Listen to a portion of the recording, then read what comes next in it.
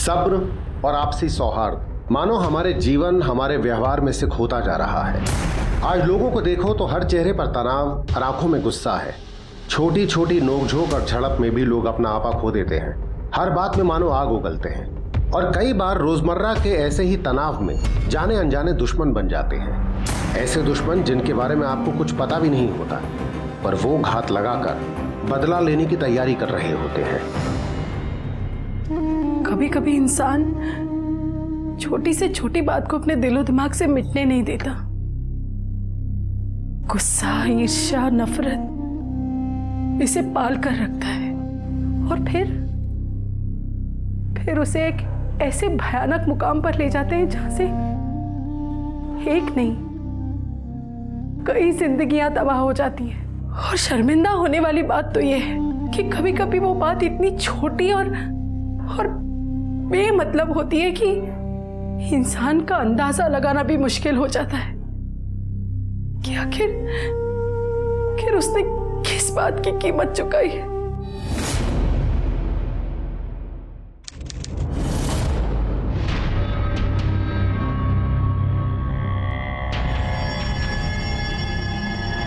ये लीजिए सर।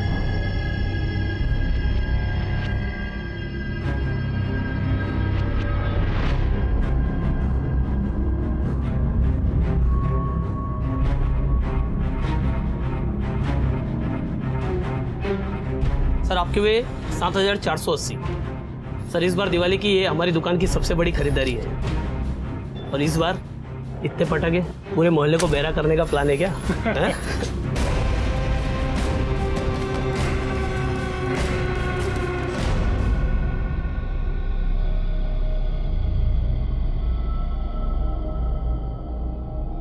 अरे अरे अरे, तुम क्यों चाय बना रहे हो? लाओ मुझे दो, मैं बना देती हूँ। अरे दादी मैं बना लेता हूँ। देखो ज्यादा सर पे मत चढ़ाओ अपनी बीवी को। अभी सिर्फ 5 दिन हुए हैं तुम्हारी शादी को। हाँ, अभी से उसे ऐसी आदतें डाल दोगे तो आगे जाकर तुम्हारे सर पे नाचेगी। दादी आप भी ना टिपिकल टीवी सीरियल की सास बहू की तरह बातें कर रही हैं। आप तो जानती हो जब मैं बैंगलोर में अकेला था, जॉब करता था, तब खुद की चीजें खुद ही किया करता था। बेटा उस वक्त तेरी मजबूरी थी, लेकिन अब तो तुम्हारी बीवी आ गई है ना, तब भी तुम लगे हुए हो। अरे दादी बीवी है वो, नौकरानी नहीं। और आप भी इतना टेंशन मत लो, आप चल के बाहर आराम से बैठिए, मैं आपके लिए भी गर्मा गर्म चाय ले आता हूँ। करो जो मन में आए तुम्हारे, हमारा क्या, हम तो चुपचाप बैठ जाएंगे।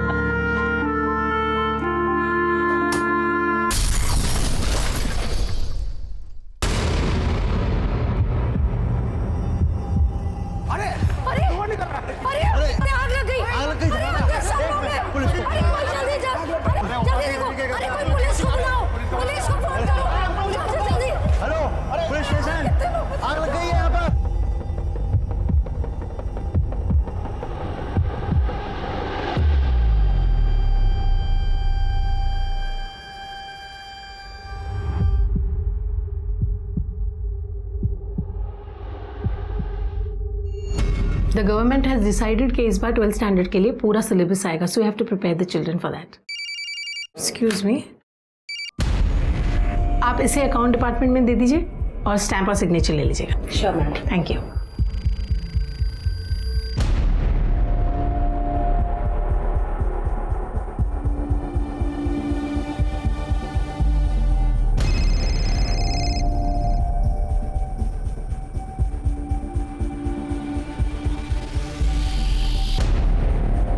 जल्दी आओ जल्दी।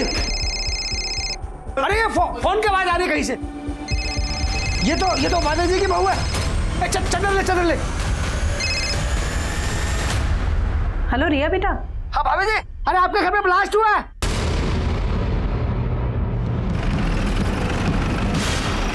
आइए साहब। चलिए इंस्पेक्टर साहब। क्या हुआ? वो तो पता नहीं साहब, बड़ी जोर का धमाका हुआ था, किचन का विंडो तक उड़ गया। हम लोग यहाँ आए तो देखा किचन में से धुआं निकल रहा है, तो लगा शायद सिलेंडर फट गया है। पर अंदर जाके देखा तो सिलेंडर तो ठीक ठाक है। कौन कौन घायल हुआ? उपाध्याय जी की माँ और उनके बेटा और बहुत बुरी तरह घायल हुए। कहाँ है वो लोग? उपाध्याय जी से बात हुई है, वो लोग सीधा हॉस्पिटल पहुँच गए। इसमें दबंग का हुआ?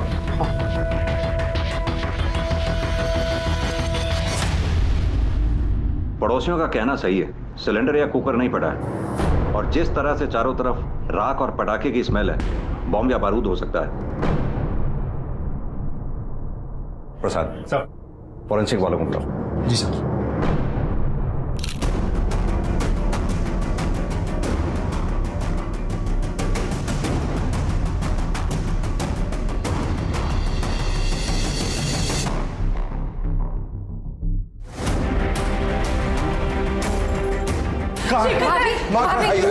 बेटा का संभालना।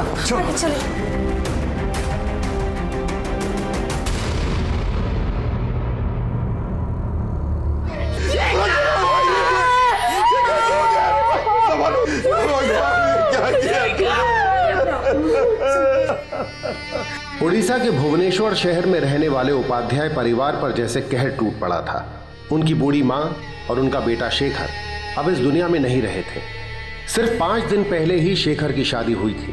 परिवार में अब तक जश्न का माहौल था कि किसने इनकी खुशियों को इस तरह आग के हवाले कर दिया था। कभी सपने में भी नहीं सोचा था कि मेरे परिवार के साथ ऐसा भी कोई हादसा हो सकता है। माँ जैसी सास और मेरा बेटा तो कभी किसी से ऊंची आवाज में बात तक नहीं करता था, सबसे प्यार से रहता था। ये दोनों हमेशा के लिए हमें छोड़कर चले गए।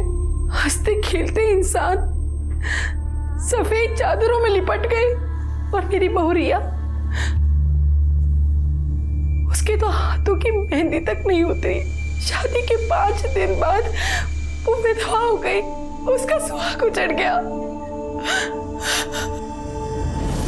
सर, मिस्टर उपाध्याय के फैमिली बैकग्राउंड चेक करने के लिए हमने घर के आसपास जाके पूछताछ की।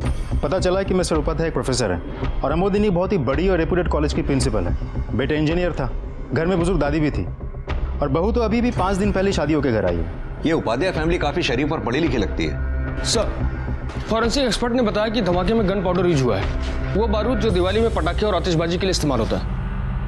जिस तरह का धमाका हुआ उसे देखकर तो यही लगता है कि काफी मात्रा में पटाखे खरीदे गए होंगे। एक बात तो साफ है, ये टेररिस्ट एक्टिविटी नहीं है। फिर इस धमाके की क्या वजह हो सकती है? सुभाष, एक काम करो, आसपास जितने भी पटाखे की दुकानें हैं वहां जाकर पता करो क्या किसी संदिग्ध आदमी ने काफी मात्रा में पटाखे खरीदे थे। Sir,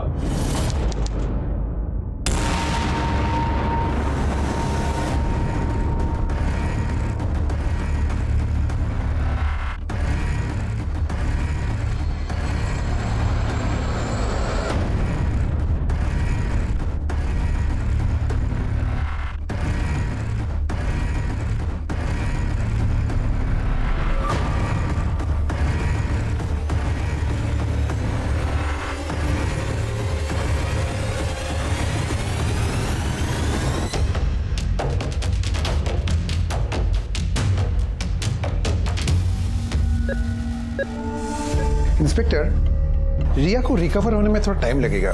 she is very weak, you know. थोड़ा टाइम दीजिए प्लीज। डॉक्टर, रिया जैसे ही बयान देने की कंडीशन में आ जाए प्लीज हमें इन्फॉर्म कीजिएगा, क्योंकि कल्प्रिट का जल्द से जल्द पकड़ा जाना बहुत जरूरी है। Okay, sure. Thank you.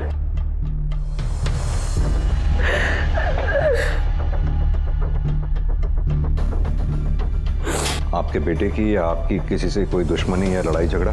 No sir, बोलो हमारे किसी से क्या दुश्मनी हो सकती है सर? मेरा बेटा शेखर किसी के सामने ऊंची आवाज में बात तक नहीं करता था। वो झगड़ा क्या करेगा सर? और आपकी बहू रिया? वो तो अभी 5 दिन पहले शादी करके आई थी, उसकी भला किसी से क्या दुश्मनी हो सकती है? सर, जितना हम जानते हैं उस हिसाब से तो उस बेचारी का किसी के साथ कोई लेना देना तक नहीं है सर। जिस दिन ये हादसा हुआ था उस दिन एग्जैक्टली क्या हुआ था? वही जो रोज होता है। मैं और देवाशीष कॉलेज के लिए निकल रहे थे और देवाशीष जल्दी करो, मुझे काउंसलिंग मीटिंग के लिए देर हो रही है। अरे आ रहा हूँ यार, आ रहा हूँ। क्यों खामखा शोर मचा रही हो? ये टाई ढूंढ रहा था मैं अपनी। पता है प्रिंसिपल के साथ मीटिंग है हमारी। अरे जा रहे हो तुम लोग? लंच तो लेकर जाओ, वरना बाहर का सड़ा हुआ खाना खाओगे और बीमार पड़ जाओगे। Thank you. अरे शेखर, रिया, तुम तो कल आने वाले थे ना, आज अचानक? आपको सरप्राइज देने के लिए जल्दी आ गए। अंदर आ जाए। हाँ, दादी, शेखू मेरा बच्चा, मेरी फिल्मी दादी। कैसा है तू? बस ठीक है, आप कैसे हो? बस ठीक हूँ, देख ले। अरे बड़ा अजीब है ये दोनों। एक हम थे जो शादी के बाद हनीमून करके घर आने को मन नहीं करता था, ये दोनों है जो हनीमून खत्म होने से पहले ही घर आ गए। कमाल है ये तो। हाँ भी ना। लगता है रिया बेटा को मेरा जोक पसंद नहीं आया ना? नहीं पापा, ऐसी कोई बात नहीं है। तो फिर मैं अरे आप भी ना, बच्चे अभी अभी आए हैं, सफर से थके हुए होंगे और आपने जोक स्टार्ट कर दिया। चलिए मुझे देर हो रही है, बच्चों आप लोग रेस्ट करो, हम शाम को मिलेंगे, ठीक है? Bye bye. बाय। आप भी ना। उन दोनों के बीच कोई प्रॉब्लम थी? नहीं, ऐसा कभी लगा तो नहीं। हम रिया को शादी के 1 साल पहले से जानते थे, सब कुछ ठीक था, शादी में भी कोई प्रॉब्लम नहीं हुई। दोनों खुश थे जब हनीमून के लिए गए। जब लौट कर आए तो रिया का मूड कुछ ठीक नहीं था, पर हमने सोचा कि शाम को आके शेखर से बात करेंगे, पर शाम को था।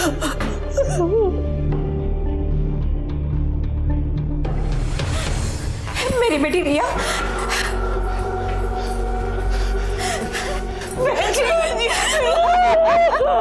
सब क्या हो गया बेटी? नहीं पता कैसे हुआ, क्यों? शेखर और रिया कैसे हैं? और माँ जी? शेखर और माँ जी अब इस दुनिया में नहीं रहे।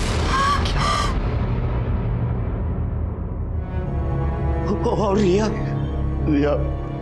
रिया इस वक्त आईसीयू में है।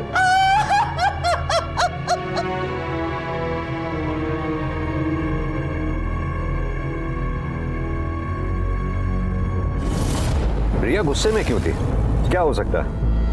कहीं ये चोट खाए आशिक वाला मामला तो नहीं है जो उसे हनीमून पर परेशान कर रहा हो और अब उस बात का बदला लेना चाहता हो सकता है सर। सर सुभाष बोल रहा हूँ। सर फॉरेंसिक रिपोर्ट के मुताबिक बॉम्ब एक कार्डबोर्ड बॉक्स में प्लेस किया गया था और उस बॉक्स के एक टुकड़े पर एक कुरियर कंपनी का लेबल लगा है सर जिसने भी ये कुरियर भेजा है इस टुकड़े पर उसका नाम नहीं लिखा है। कुरियर कंपनी कौन सी है और कहाँ से आया था? सर भिलाई से आया है, जिफी कुरियर। पता करो इस कंपनी का लोकल ऑफिस कहाँ है और अपनी एक टीम भिलाई भेजो, शायद वहीं से कातिल का पता चले। सर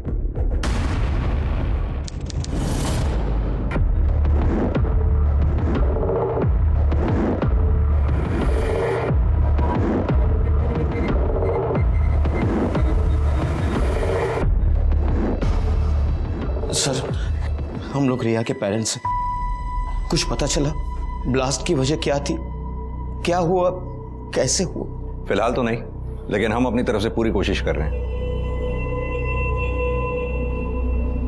डॉक्टर, रिया से बात करनी थी हमें, क्या उसे होश आ गया? हाँ, रिया को होश आ गया, आप मिल सकते हैं, आइए। सर प्लीज आप लोग यहीं रुकिए, हमें उससे बात करनी थी।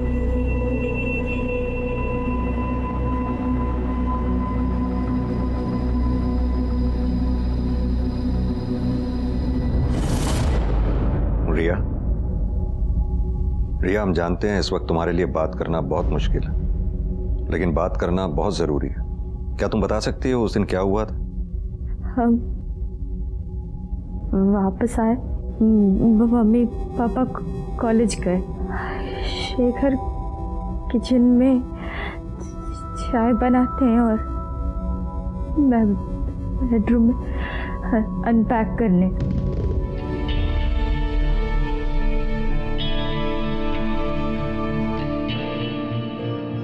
अरे रिया, तुम चाय पियोगी? मुझे नहीं चाहिए। अरे मैं बहुत बढ़िया चाय बनाता हूँ। मैंने कहा ना मुझे नहीं चाहिए। अरे शेखू देख, जब तू हनीमून पर गया था ना, तेरे लिए गिफ्ट आया था। गिफ्ट मेरे लिए? हाँ। अरे रिया, हमारी शादी का एक और गिफ्ट आया है, जरा बाहर आओ। किसने भेजा है? अरे भाई आजकल तो अच्छा है, शादी में ना जा पाओ गिफ्ट भेज दो। हमारे जमाने में ये सब नहीं चलता था। दादी, आपके जमाने में गिफ्ट कहाँ हुआ करते थे, बस लिफाफे होते थे। ज्यादा बातें मत बना, खोल खोल देख इसमें क्या है, देख। अरे खोल ना ये।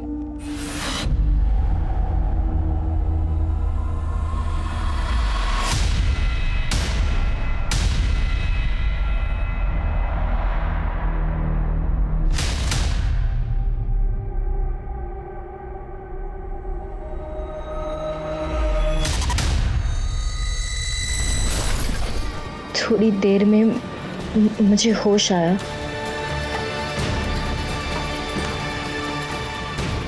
और मैं किसी तरह बेडरूम में गई।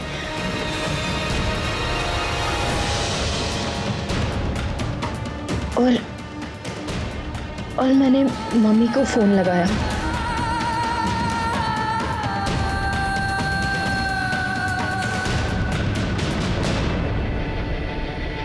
रिया, तुम शेखर से किस बात पे नाराज थी? नाराज? नहीं। लेकिन शेखर के माँ बाप का कहना है कि जब तुम दोनों घर वापस लौटे तुम्हारा मूड खराब था। शायद तुम दोनों में किसी बात को लेकर झगड़ा हुआ था।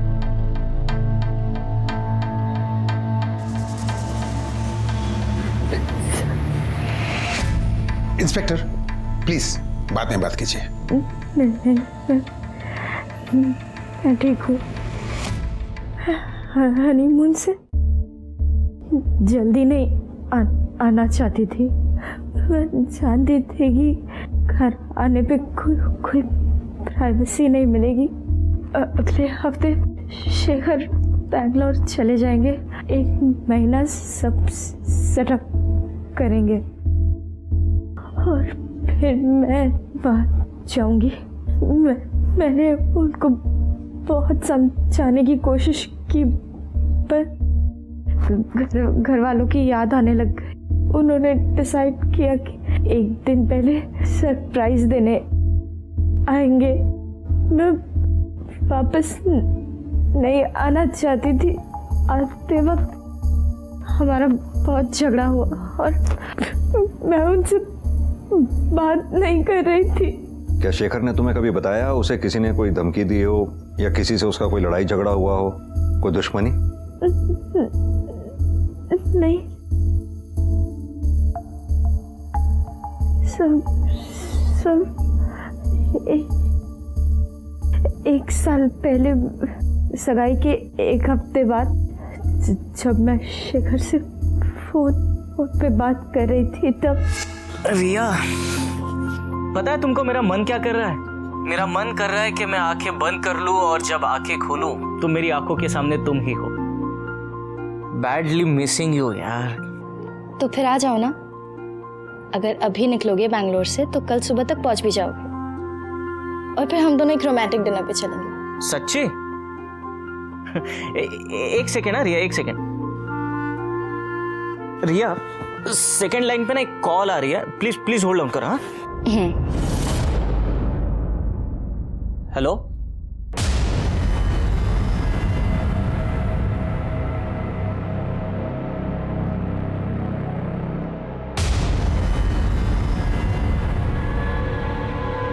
हेलो रिया। तो आ रहे हो? डिनर की सारी तैयारी करके रखूंगी। सुनो ना, सेकंड लाइन पे जो अभी कॉल आई थी वो एक लड़के की थी। वो मुझे बोल रहा था कि अगर मैं तुमसे शादी करूंगा तो वो मुझे मार डालेगा। क्या तुम बता सकती हो कौन था वो लड़का? इंस्पेक्टर, पेशेंट की तबीयत बिगड़ रही है, इन्हें रेस्ट की जरूरत है। आप प्लीज प्लीज बाहर आइए।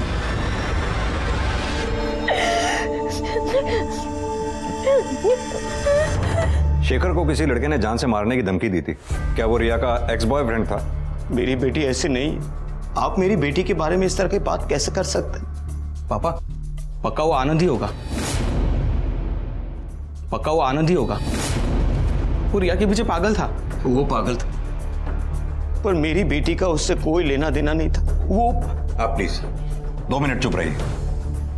बताओ क्या कहना चाहते हो? सर, 1 साल पहले की बात है।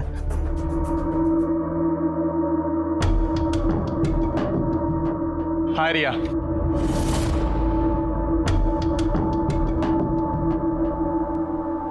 हाय। मुझे तुमसे कुछ बात करनी है। सुनो ना, मतलब कुछ बात। कॉफी पीने चलते हैं। कॉफी पीते पीते बात भी कर लेंगे। देखो आनंद, मैं तुम्हें 1 बार नहीं 1000 बार बता चुकी हूँ, मुझे तुम में इंटरेस्ट नहीं है। प्लीज मेरा पीछा करना बंद करो और हटो मेरे रास्ते से। रिया,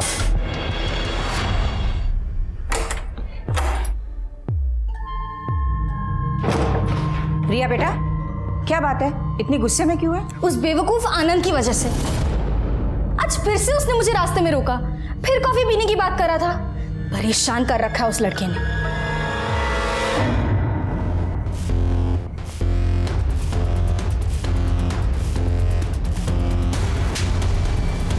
रोड पे लड़की को कॉफी पिलाने का बहुत शौक है ना तेरे को? भाई मतलब क्या तेरा? अरे भाई झगड़ा मत कर। दूर है मेरी बहन से, समझा तू? क्या मतलब है? अबे इतना मारूंगा कि कॉफी पीना भूल जाएगा तू। तो तुम्हारा कहने का मतलब है कि शेखर को आनंद ने जान से मारने की धमकी दी थी? जी। आनंद का एड्रेस और फ़ोन नंबर दो हमें। जी सर। सर मैं रिया को बहुत चाहता था, मैंने सब तरीके अपनाए उसे पाने के, लेकिन जब पता चला कि उसकी शादी शेखर से हो रही है तो सर समझ नहीं आया मैं क्या करूं। मेरा दिमाग खराब हो गया और मैंने शेखर को फोन कर दिया। तूने उसे फोन करके धमकी दी और फिर उसे मार दिया, है ना?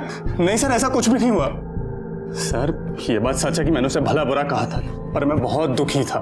फिर घर वालों ने समझाया कि लड़की के चक्कर में अपनी जिंदगी खराब मत करो। मैंने कोलकाता में जॉब के लिए अप्लाई किया सर। उसके बाद मैंने कोलकाता में नौकरी कर ली। मैं वहां चला गया। सिर्फ 1 हफ्ते के लिए मैं भुवनेश्वर आया हूँ और सर कल वापस जाने वाला हूँ। जाने वाला हूं नहीं, जाने वाला था, क्योंकि तू यहाँ छुट्टी पे नहीं शेखर को मारने यहाँ आया था। तू पकड़ा गया और अब तू हमारा मेहमान बन के रहे। सर मैं सच बोल रहा हूँ, मैंने कुछ नहीं किया। झूठ बोल रहा है तू? भरोसा करिए, कोई गलतफहमी हो रही है आपको। मैंने सच में किसी को नहीं मारा। इसको बैठा के रखो सर। इसके कॉल रिकॉर्ड्स और फोन की लोकेशन निकालो। सर सर सर सर गलतफहमी हुई है आपको सर। मैंने किसी को नहीं मारा। सर आप जिस कुरियर की बात कर रहे हैं वो कुरियर किसी आर.के. शर्मा ने भेजा था। Sure R K. शर्मा ने ही भेजा था? ठीक से चेक किया? Yes sir, R K. शर्मा ने 15 फरवरी को हमारे भिलाई ब्रांच से कुरियर भेजा था और हमें यहाँ पर भुवनेश्वर में 17 फरवरी को कुरियर मिला था। जब आपको कुरियर 17 फरवरी को ही मिला था तो आपने डिलीवरी 20 फरवरी को क्यों किया? एक्चुअली सर हमने 17 फरवरी को कुरियर डिलीवरी के लिए भेजा था, लेकिन वो घर बंद था इसलिए कुरियर वापस आ गया। और सर रिकॉर्ड के हिसाब से देवाशीष उपाध्याय ने वो पार्सल लिया था। ये देखिए सर। अगर आपको इस बारे में कोई भी एडिशनल इन्फॉर्मेशन मिलती है तो आप मुझे तुरंत कांटेक्ट कीजिए। मेरा नंबर लिखिए। कब तक रिया से हम इस बात को छुपाएंगे? जब भी उसे मिलने अंदर जाती हूँ बस एक ही सवाल, शेखर कैसा है, दादी कैसी है? अब तो उसे मिलने से मुझे डर लगने लगा है। छुपाना पड़ेगा बहन जी। ये बात सुनकर रिया की हालत और खराब हो जाएगी। बेटे को खो चुकी हूँ, बहू को नहीं खोना चाहती। एक बार वो खतरे से बाहर आ जाए फिर उसे बता देंगे।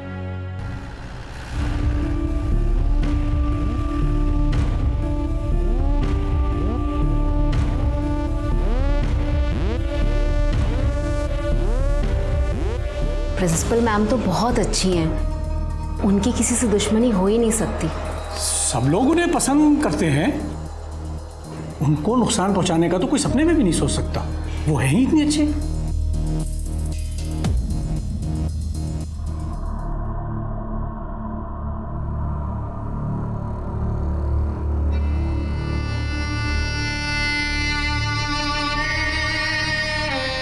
तुम लेडी रहो।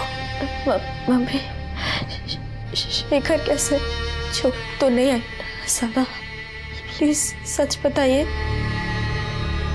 मेरा जी घबरा रहा। बेटा वो पहले से काफी अच्छा है, यही साथ वाले आईसीयू में है। दादी वो भी ठीक है। मुझे शेखर से मिल, प्लीज मुझे शेखर से मिलने ले जाइए।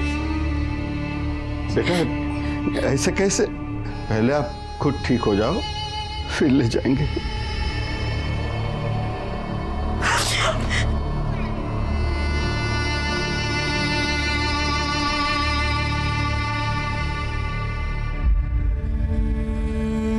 मेरी बहू रिया, उसकी सुहाग की मेहंदी अस्पताल में उतर रही थी। जब उसे पता चलेगा कि उसका सुहाग नहीं रहा तो आज के बाद ना वो उसे छू पाएगी, ना देख पाएगी, ना सुन पाएगी, तो उसका क्या हाल होगा। मैं वो माँ हूँ जिसने अपने जवान बेटे के चिथड़े देखे। वो मंजर हमेशा मेरी आंखों के सामने घूमता रहता है, कलेजा मुंह को आता है, दिल फट पड़ता है। पर ऐसी कोई बात, ऐसी कोई वजह नहीं मिलती कि मैं अपने दिल को तसल्ली दे सकूं। मेरे दिल को तब शांति मिलेगी जब उस इंसान को फांसी पे लटकाया जाएगा जिसने मेरे बच्चे की ये हालत की, मेरा परिवार उजाड़ दिया।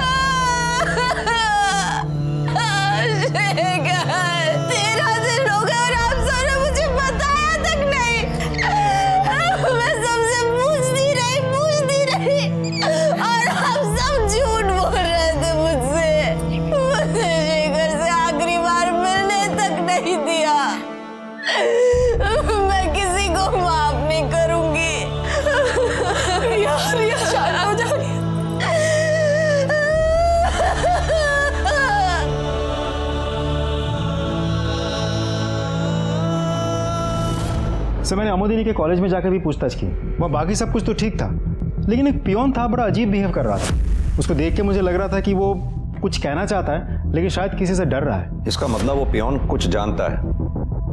एक काम करता हूँ, कल मैं इस पियोन से एक बार मिल लेता हूँ। सर न्यूज़ देखिए। लगाओ। ये उस नवविवाहिता का दर्द, उसकी चीखें हैं जिसको आज तक पता ही नहीं था कि उसका पति मर चुका है। बॉम्ब ब्लास्ट में उसके चिथड़े उड़ गए थे।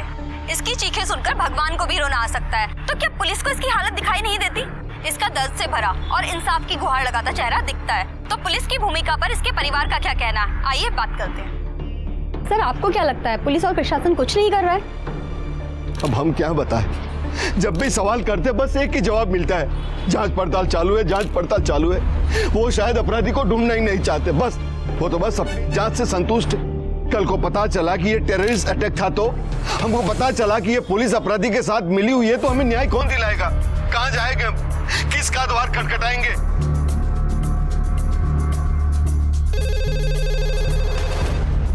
Hello Jain sir. हाँ सर, अभी देखा सर। हम अपनी तरफ से पूरी कोशिश कर रहे हैं sir. Okay sir. Jain sir.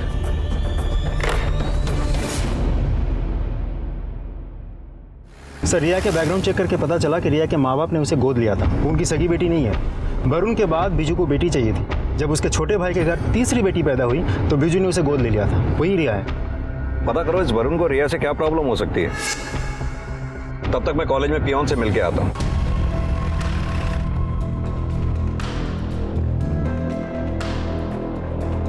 आ जाओ।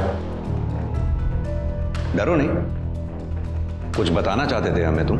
यहाँ कोई है भी नहीं। जो भी कुछ कहना चाहते हो साफ साफ कहो। साहब प्रोफेसर सुनील पांडा प्रिंसिपल मैडम को पसंद नहीं करते। क्यों? क्योंकि उनको ऐसा लगता है कि प्रिंसिपल मैडम ने उनकी तरक्की छीन ली। Good morning everyone. Good morning.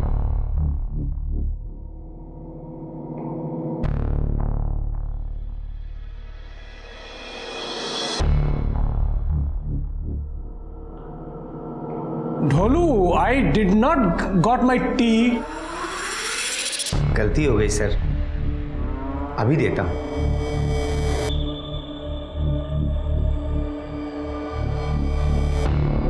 ये पंडा sir, it's I didn't get tea, not got the tea. Hey you Mr. Shastri, mind your own business. I am bigger than you. Postgraduate, double post. I know local language. मैं अपनी मातृभाषा जानता हूं। मैं अपनी मातृभाषा में लेटर लिख सकता हूं। इस बात का गर्व है मुझे। आप लिख सकते हैं क्या? Shameful, poor guy.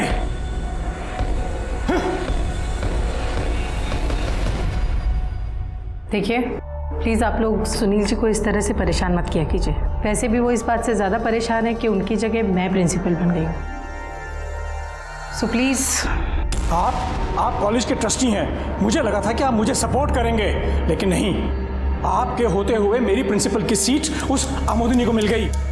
नहीं, एक सेकंड, आपका मतलब क्या है? आपका मतलब क्या है कि वो मुझसे बेटर है, मुझसे सीनियर है? आप कहना क्या चाहते हैं? I am better talented, my English okay, I show you. मैं भी देखता हूं ये आमोदिनी कितने दिन मेरी सीट पे बैठती है।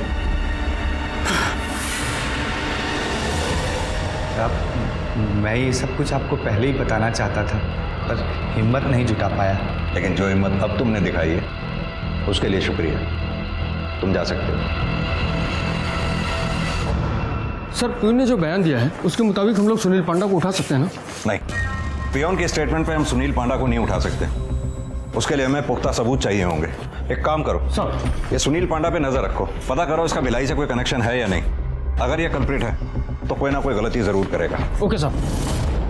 सर ऑफ कोर्स मुझे पता है कि रिया एडॉप्टेड चाइल्ड है, और सर रिया और मुझ में कोई डिफरेंस भी नहीं है। तुम्हें रिया से कभी कोई प्रॉब्लम नहीं थी? तुम्हें कभी भी ऐसा नहीं लगा कि रिया के आने से तुम्हारी हर चीज़ बढ़ जाएगी? नहीं सर, रिया मेरे लिए सगी बहन से भी बढ़कर है। सर मुझ में और रिया में कुछ प्रॉब्लम हो जाए ये तो मैं सपने में भी नहीं सोच सकता। ठीक है, जिस नंबर से कॉल आया था वो नंबर मुझे भेजो। जी sir. Okay, thank you sir.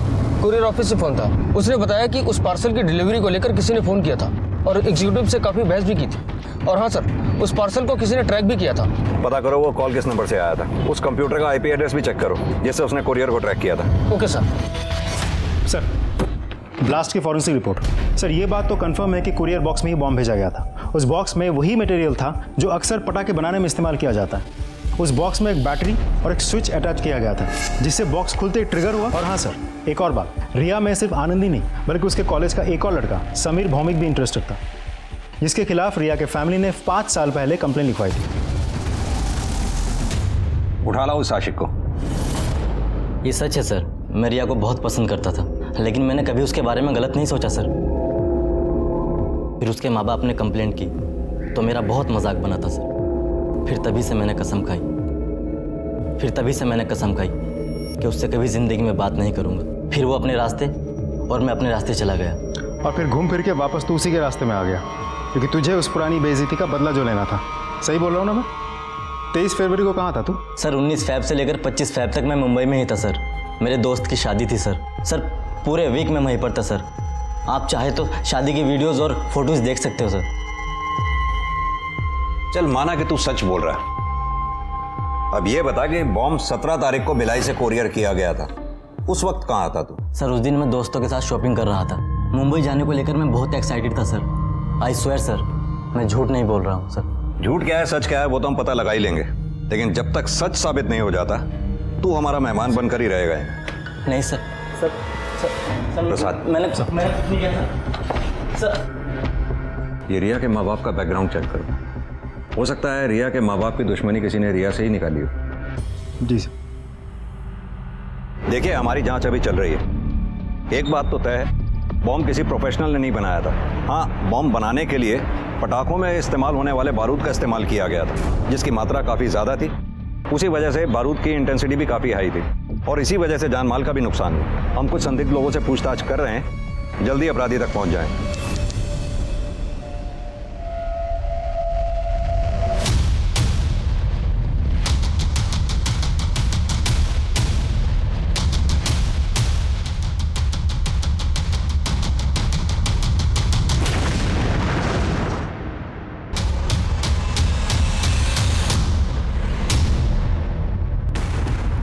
Yes sir, ये हमारे सेंटर का ही रिसीट है। उसका नाम आर के शर्मा था और कोई डिटेल नहीं हमारे पास। सर हमारे यहाँ तो दिन में 50 लोग आते हैं, हम सबकी पहचान नहीं रख सकते।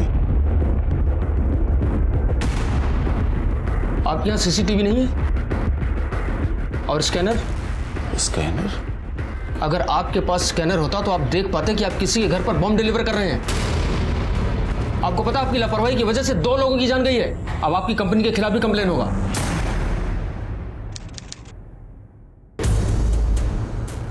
इंसान और हैवान के बीच में सिर्फ एक फर्क होता है और वो है सोच का।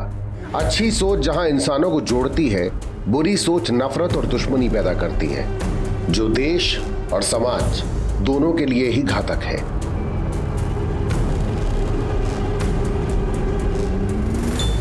सर, हमने उपाध्याय फैमिली के दोस्त और रिश्तेदारों से जाकर भी पूछताछ की, लेकिन हमें ऐसा कुछ भी नहीं मिला जिससे यह साबित हो सके कि इस बॉम्ब ब्लास्ट में उन लोगों में से किसी का हाथ हो सकता है। दोनों के कॉलेजेस में पता किया? जी सर, देवाशीष उपाध्याय के कॉलेज में जाकर पूछताछ करके भी हमें खास कुछ पता नहीं चला। सिर्फ इतना पता चला कि वो बहुत ही शांत स्वभाव के इंसान है और अपने काम से काम रखने वाला इंसान है। और अमोदिनी के कॉलेज में इंक्वायरी अभी चल रही है। सर समीर सच बोल रहा है। 19 से 25 तारीख तक वो मुंबई में ही था और उसकी मोबाइल लोकेशन के मुताबिक वो 17 तारीख को भिलाई नहीं गया और उसकी कॉल रिकॉर्ड्स में सर कोई संदिग्ध नंबर भी नहीं मिला है। ठीक है, छोड़ दो उसे। सर वो आईपी एड्रेस एक साइबर कैफे का है, मैंने चेक किया, उसका नाम नंबर फेक है। कोई आईडी तो दी होगी उसने वहाँ? वो आईडी भी फेक है सर। सुभाष, इतना तो तय है कि ये आदमी जो भी है इसी शहर का, लेकिन है बहुत शातिर।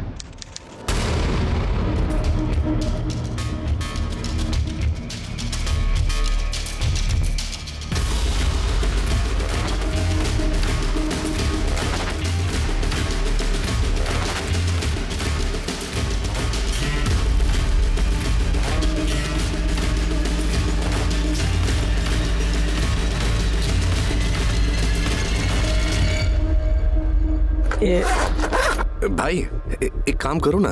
क्या? ये जो पार्सल है ना वो सामने कोरियर कंपनी में दे आओ। अब मुझे थोड़ा सा काम है, मैं तुम्हें यहीं मिलूंगा। नहीं साहब, ये सब काम मुझे नहीं आते। अरे भाई इसमें मुश्किल क्या है? पकड़ो, ये पकड़ो ना, ये पकड़ो पकड़ो। और ये सुनो, ये पार्सल दो और तुम ये 300 रुपये उनके पकड़ लो और ये तुम्हारे लिए। ठीक है?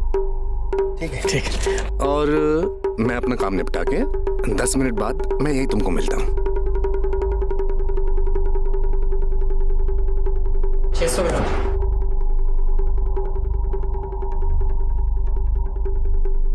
ले बेटा, उड़ीसा के बैग में डाल दे। 250 रुपये।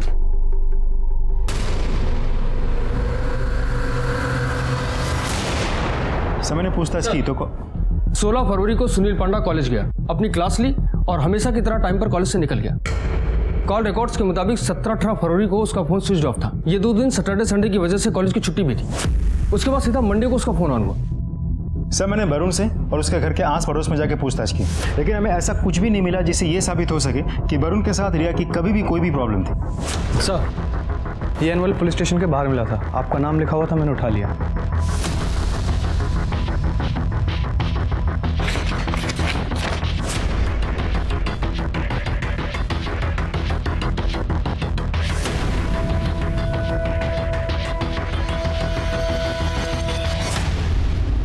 क्या हुआ सर? क्या लिखा है? किसने भेजा सर? कहना क्या चाहता है? ये कहना चाहता है कि ये एक लव स्टोरी थी जिसमें विश्वासघात हुआ और ये धमाका उसी विश्वासघात का अंजाम है। ये जो भी है हमें गुमराह करना चाहता है। सर, इसमें लास्ट लाइन में लिखा है कि निर्दोष लोगों को परेशान ना किया जाए। कहीं ये उनमें से तो नहीं है जिन लोगों से हमने पूछताछ की थी? पॉसिबल है सर। ये देखिए सर, आपने इन दोनों शब्दों पर ध्यान दिया, प्रोजेक्ट और अंडरटेकिंग।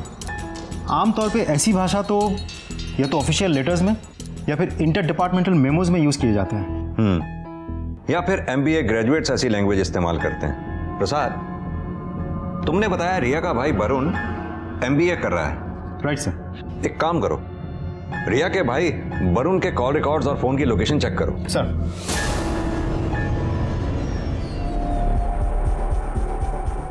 सर, एक कमाल की इन्फॉर्मेशन हाथ लेके। इस केस में एक नहीं बल्कि 2 MBA है। दूसरे ने तो डिस्टेंस लर्निंग इंस्टीट्यूट से मैनेजमेंट में डिप्लोमा किया है। दूसरा कौन है? सर, सुनील पांडा, अमोदिनी के कॉलेज के सीनियर प्रोफेसर।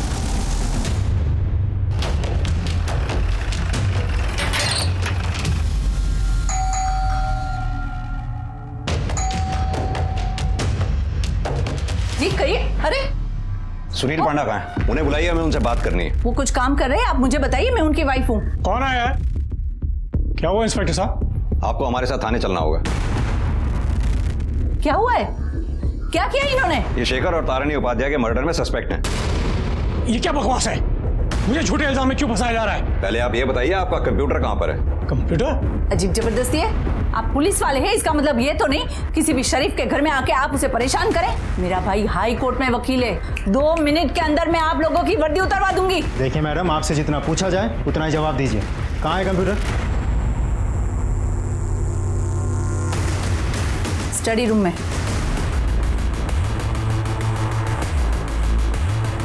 प्रसाद, सुभाष,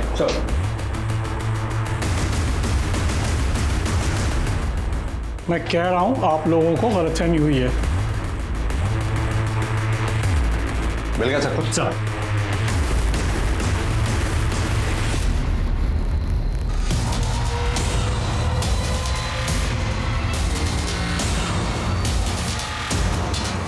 लेके चलो मैंने। चलिए। मैंने कुछ नहीं किया है। चलिए। You are mistaken. अरे क्या बात है, आप ऐसे कैसे? मैं सच कह रहा हूं, मैंने कुछ नहीं किया है। प्रोफेसर साहब, अभी भी वक्त है आपके पास, सब सच सच बता दीजिए। वैसे भी आपके घर से मिले सामान को हमारे आईटी एक्सपर्ट्स चेक कर रहे हैं। कर लीजिए सर, जितना करना है कर लीजिए, अपनी तसल्ली, मैं निर्दोष हूं।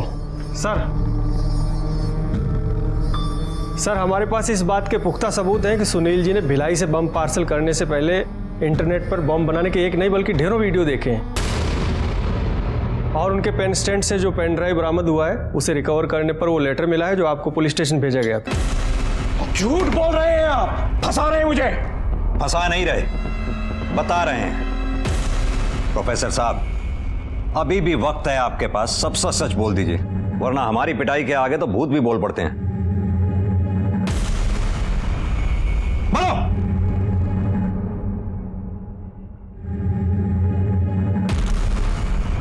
हाँ, मैंने ही वो बॉम्ब बनाया है। मैंने ही उसे पार्सल बना के अमोदिनी के घर पे भेजा, बदला लेने के लिए।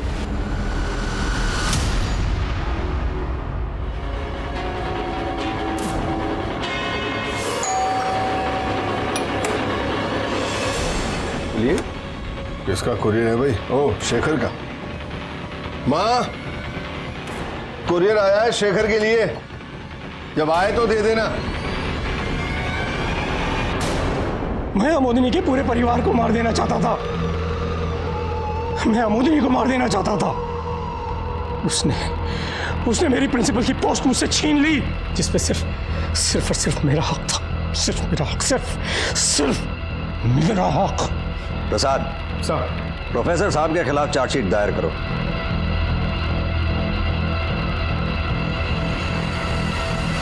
बदले की भावना ने एक इंसान को हैवान बना दिया था, इस कदर कि उसने 2 मासूमों की जिंदगी मौत के हवाले की और एक मासूम को विधवा बना दिया।